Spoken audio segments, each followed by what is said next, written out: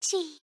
Every try ever in Mario Kart 8 Deluxe uses Morton with the Wild Wiggler, Roller, and I'm not sure about the glider. I think anything will work. This setup is better for 150cc than 200 though.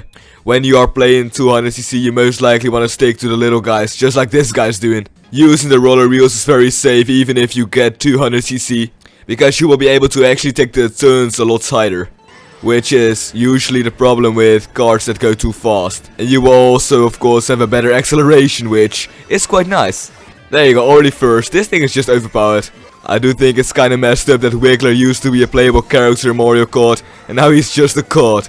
It's kinda cruel, Nintendo, please. Yo, it's actually working though, we're first, wow. Oh, there it is, the blue shell. That's where the run ends.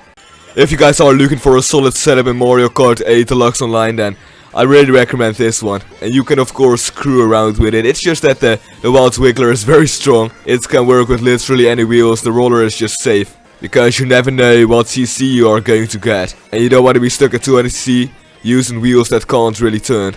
And with a kart that's just too fast. Wait, did I just get a star at the third? Okay.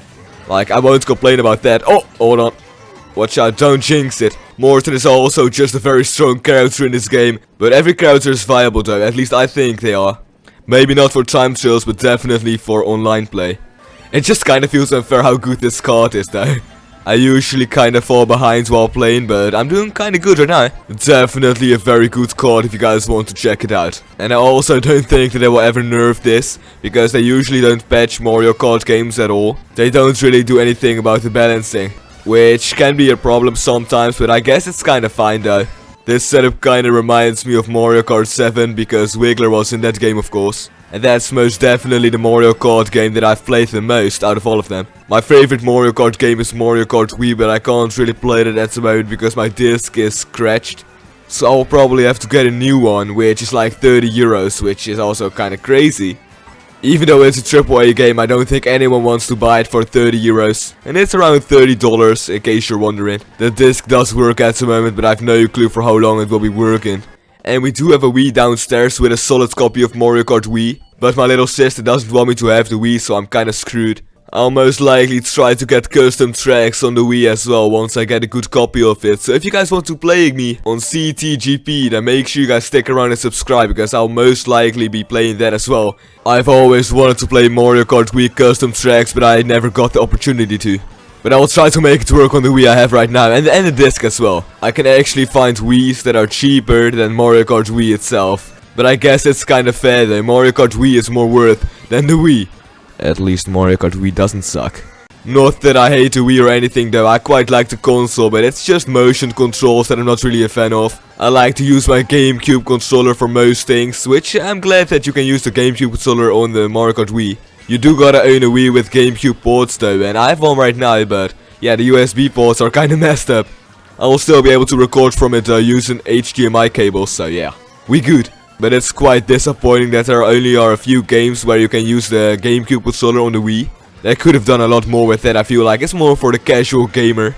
And with the Nintendo Switch, Nintendo is aiming at more of the competitive scene. Well, of course, not just the competitive scene, also just the casual still. But if you've seen like the Splatoon trailer, it's like a big stadium and stuff. Yeah, they're really trying.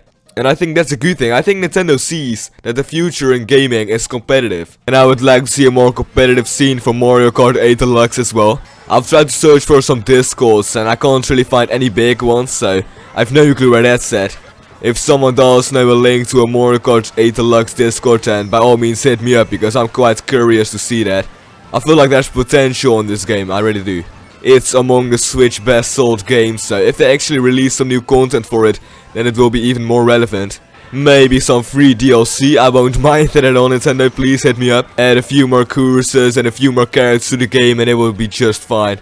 Just give us something new though, it's already been like 7 months since the game came out. Maybe even more than that actually, I don't really know. I'm pretty sure this game came out like half a year ago though. Maybe create like a community event where we can all attend in, to unlock a special card or something like that, just some interesting stuff. They could also try to add a new game mode to the game.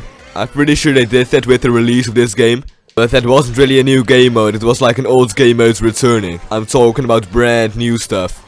Maybe just being able to play teams online with your friends. Like clan battles in the actual game, not that you have to plan them yourselves. That would be very cool in my opinion. Having the clans actually existing on the game instead of having them imaginary.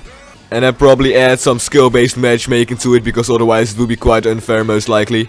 I would also like to see some changes to the game as well. Even though I do think that it's pretty solid right now. I would like to get the item indicator fixed so that when the red shows behind you but it's not aiming at you, that it won't show up. Because it's quite annoying being scared out of your mind even though there's nothing chasing you. And that's also just quite confusing and unnecessary. And also if there's like a blue shell and a red shell coming after you at the same time, then only one of them will show up. That's also very inconsistent. Okay, drop this guy, here we go. Oh, this guy dropped him. He drove right into my banana peel. But those aren't really game-changing changes. Just small things that you can make better. I'm glad that fire hopping isn't in this game because I can imagine that being quite annoying. So they patched that, and I feel like they just didn't want to patch it in Mario Kart 8 on the Wii U. Because no one was really playing that anyways. Due to the fact that the Wii U didn't sell at all. Only like 13 million in 3 years. And that might sound a lot, but it's not really compared to all the other consoles that Nintendo has sold. Except the Virtual Boy, but we don't talk about that thing.